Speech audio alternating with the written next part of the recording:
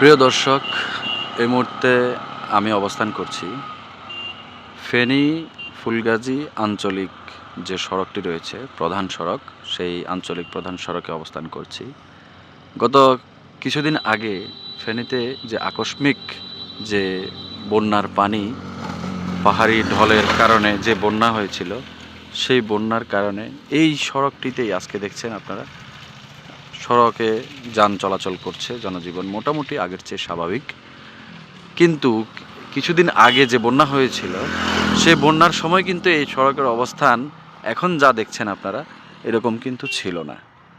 এই মাঠ, ঘাট, রাস্তা, ব্রিজ, কালভার্ট যাই ছিল সবই ডুবে গিয়েছিল পানির নিচে।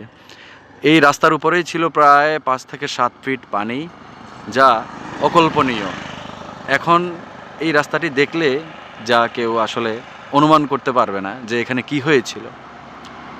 তো আসলে এটা আপনাদের সাথে শেয়ার করার মন চাইলো, তাই শেয়ার করলাম। ধন্যবাদ।